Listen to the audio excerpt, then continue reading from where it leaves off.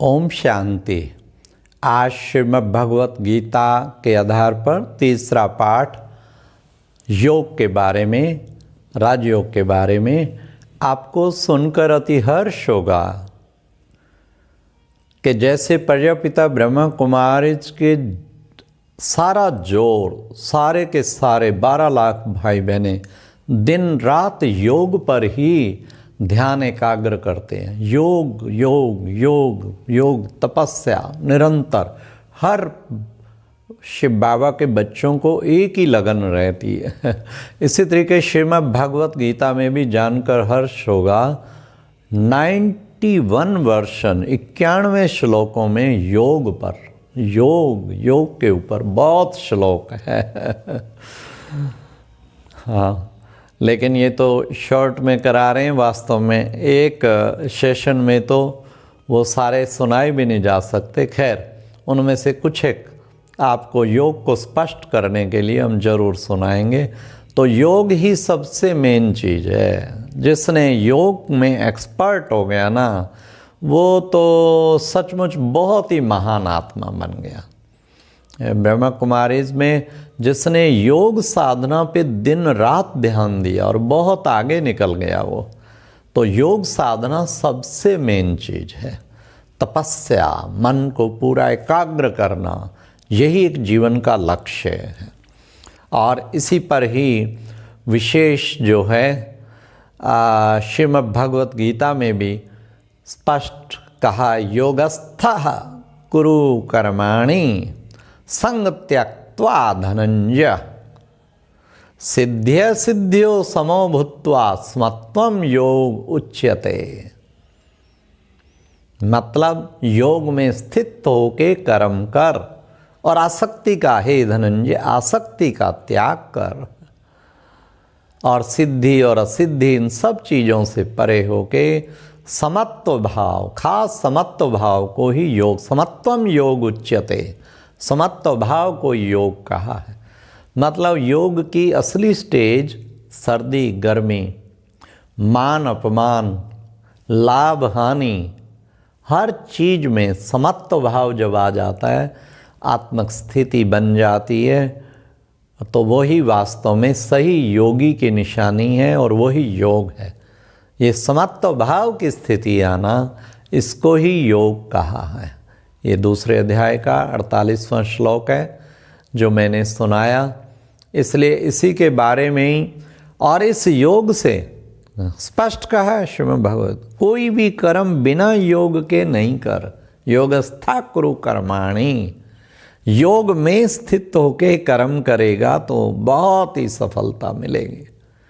हमारे जो कर्मों में गलतियां होती हैं, पाप होते हैं, किस कारण? योगस्था कुरु कर्माणि, योग में स्थित होके हम कर्म नहीं करते हैं तो कोई ना कोई गलती करेंगे। इसलिए हर वक्त उस परम पिता परमात्मा पे ध्यान लगा के, उसका संग अनुभव करके, उस ज्योति स्वरूप ज्योतिषामपि ज्योति, उसके अंदर उसकी किरणों के नीचे मैं ज्योति हूँ, इसका पूरा मन एकाग्र करके परम ज्योति से अपना कनेक्शन जोड़ के फिर कर्म कर। फिर देखो आप कर्म कितने श्रेष्ठ होंगे। और फिर कर्म कैसे बनेंगे? बुद्धि युक्तो जहातिया उमे सुकृत दुष्कृते, ये दूसरे अध्याय का 50वां श्लोक। तस्मादो याय युनस्य योगा कर्मशु कौशलम। तो देखो उसमें कितना स्पष्ट कहा, योगा कर्मसु कौशलम। तो योग में स्थित होके जो भी कर्म करेगा ना, वो कुशल होंगे। योगा कर्मसु कौशलम। तो हम योग में स्थित होके बुद्धि युक्त और पुण्य और पाप के उससे अपने आप को, उसकी गुह्य गति को जान के, उससे न्यारा करके, और हम योग में स्थित, योग में कर्मसु कौशलम, योग में स्थित होके जो काम करेंगे कुशलता प्राप्त होगी। ऐसे समत्व भाव के किए हुए योग से कुशलता प्राप्त होती है। तो हम ये प्रयास करें, योग में स्थित होके कर्म करें। एक भी कर्म ऐसा ना हो जो हमारा योग के बिना, और फिर कुशलता निशानी ये होगी, कर्मों में बड़ी परफेक्शन होगी। तो हमें इस तरह का अभ्यास करना चाहिए। और फिर छठे अध्याय में 26 नंबर श्लोक में स्पष्ट कहा, यतो यतो निश्चरित मन चंचलम स्थिरम ततस्तो नियमेत तदात्यन्येव वशम नेत। मतलब ये स्थिर न रहने वाला मन जो चंचल है और भिन्न भिन्न विषयों में ये विचरता है संसार में, उसको रोक कर परमात्मा की ओर निरुद्ध कर, मतलब कि जहाँ जहाँ ये घूमता है वहाँ से हटाकर इसको परमात्मा की ओर लगा। ये है सबसे मुख्य योग का तरीका कि हम निज को आत्मा समझ के जहाँ जहाँ आत्मा की 3 शक्तियाँ मन बुद्धि संस्कार, मन जहाँ जहाँ भागता है उसको हटा और मन मना भव हो जा। मन को मेरे में लगा, मन मना भव। तो ये है योग का बेस्ट तरीका। हम बार बार मन को सब तरफ से हटा के परम पिता परमात्मा में लगाएं। ये दिन भर हमें अभ्यास करना। मन जाएगा फिर हटा के फिर लगा। कहते हैं ना, बुलिया रब दा की पाना, इधरों पुटना तो इधरों लाना। मतलब कि सब तरफ से मन को हटा के परम पिता परमात्मा की ओर लगाना, यही योग की सबसे बड़ी कमाल है। तो इस तरह हमें योग करना चाहिए। निज को आत्मा समझ के परमात्मा के ज्योति स्वरूप पे ध्यान टिकाएं और बार बार उसके गुणों को याद करें। कैसे वो शांति का सागर है, आनंद का सागर है, प्रेम का सागर है, सर्व गुणों का भंडार है। उसको याद करें कितना पवित्र है। तो बस वो ओझल ना हो। फिर मन, आपका मन रूपी आँख से, इन नेत्रों से तो दिखाई नहीं देता। श्रीमद् भगवत गीता में भी कहा दिव्य चक्षु इसके लिए चाहिए। तो दिव्य चक्षु के द्वारा देखना है। दिव्य चक्षु माना ज्ञान के चक्षु से विजुअलाइज करेंगे तो ज्ञान का चक्षु है ना ये भी। तो उसको हम याद करेंगे, उससे बुद्धि योग बिल्कुल परमात्मा से लग जाएगा और मन बड़ा शांत और शीतल हो जाएगा। इसी पर छठे अध्याय में 27वें श्लोक में कहा है, प्रशांत मनसम हेनम योगिनम सुखम उत्तमम उपैति शांत रजसम ब्रह्मभूत कलमशम। मतलब कि जो योगी शांत मन वाला है और साथ में उसका रजोगुण भी शांत हो चुका है और पाप रहित है, ऐसा योगी जो ब्रह्मलोक निवासी परमात्मा से एक ही भाव स्थापन कर लेता है, उस पे ध्यान एकाग्र कर लेता है, ऐसे योगी को बेहद सुख की प्राप्ति होती है। तो कितना स्पष्ट ये बात कहा है कि हमें पाप रहित होना है। मन को पाप रहित, अगर पाप होंगे ना फिर योग कहाँ से टिकेगा। इसलिए योग की इच्छा रखने वाले को ये काम क्रोध लोभ मोह अहंकार इनसे थोड़ा परे हटाना चाहिए मन को। अगर किसी पाप में लिप्त हुआ तो योग कट हो जाएगा। पाप रहित बन, शांत, तभी यहाँ पे ओम शांति अर्थात मैं आत्मा शांत स्वरूप हूँ, शांत मन वाला बन। और फिर ब्रह्मलोक में उस परम पिता परमात्मा पे हम अपना ध्यान एकाग्र करें, तो इसी को ही योग कहते हैं। इससे हमारा योग बहुत सही जा लगेगा।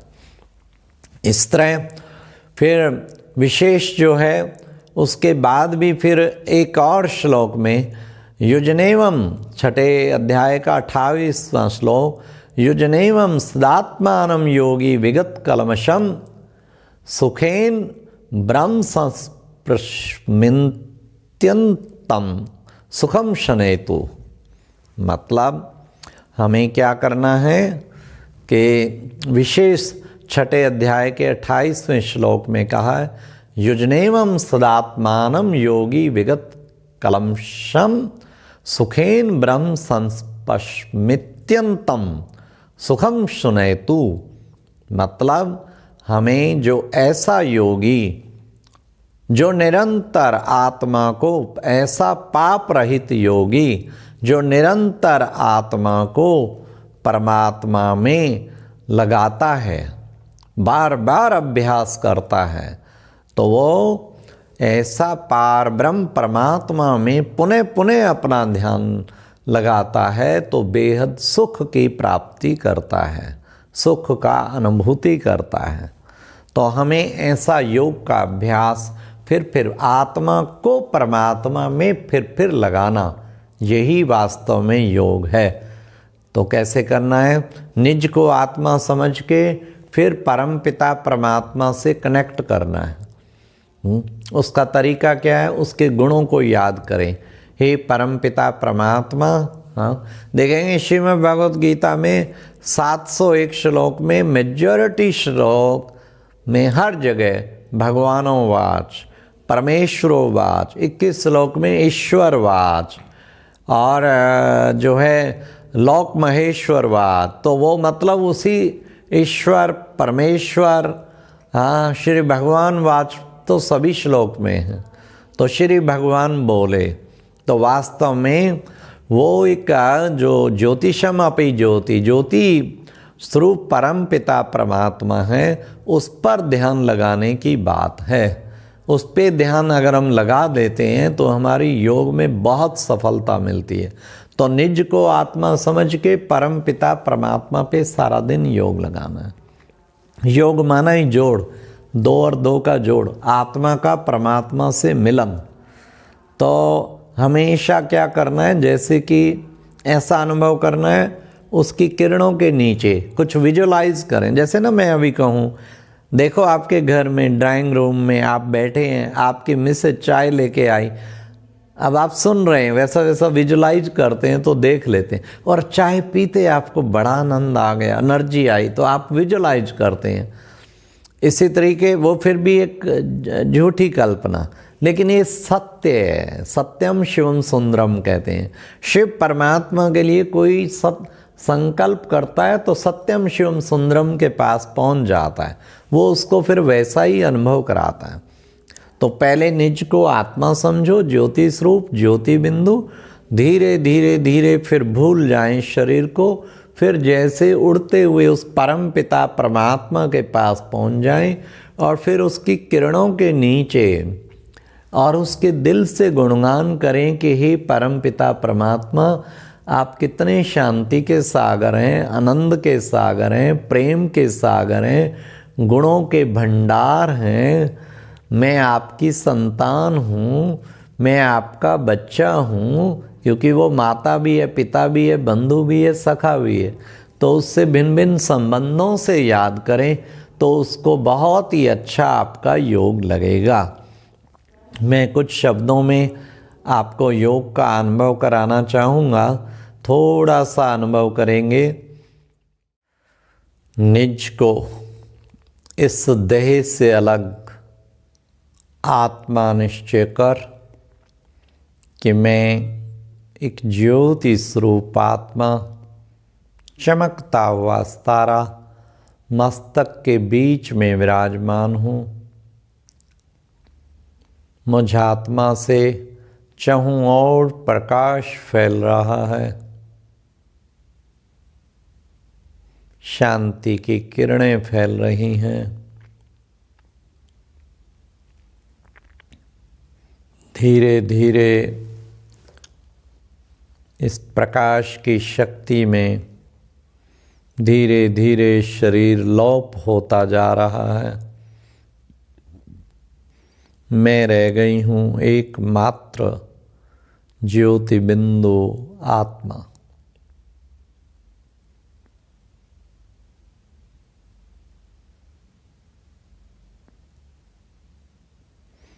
अब मैं आत्मा मन बुद्धि की शक्ति से उड़ती हुई उस ब्रह्मलोक की ओर जा रही हूँ। सूर्य चांद तारों के भी पार, बहुत दूर, इस धरती की आकर्षण से परे, उस परम प्रिय परम पिता परमात्मा के पास जो सारे विश्व की आत्माओं के पिता हैं, लाल प्रकाश में परम धाम में मैं प्रवेश कर गई हूँ और परम पिता परमात्मा ज्योति स्वरूप से, जो कि इस परम धाम में दिव्यमान विराजमान हैं, ठीक ऊपर में मैं उनके नीचे जाके स्थित हो गई हूँ और परम पिता परमात्मा ज्योति स्वरूप ज्योति बिंदु शिव से किरणें उतर उतर कर मुझ आत्मा पर पड़ रही हैं। मेरा मन कितना शांत और शीतल हो गया है, शांत, अति शांत, शीतल।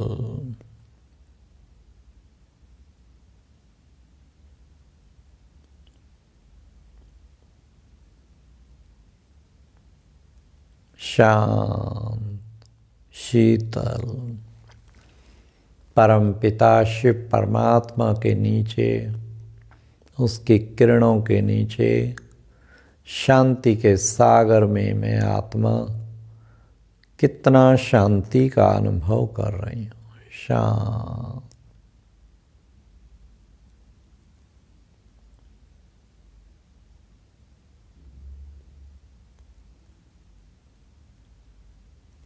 बेहद शांति को प्राप्त करके अब मैं आत्मा वापस अपने साकार लोक में आ रही हूँ और पुनः साकार शरीर में प्रविष्ट कर जाती। ओम शांति शांति शांति।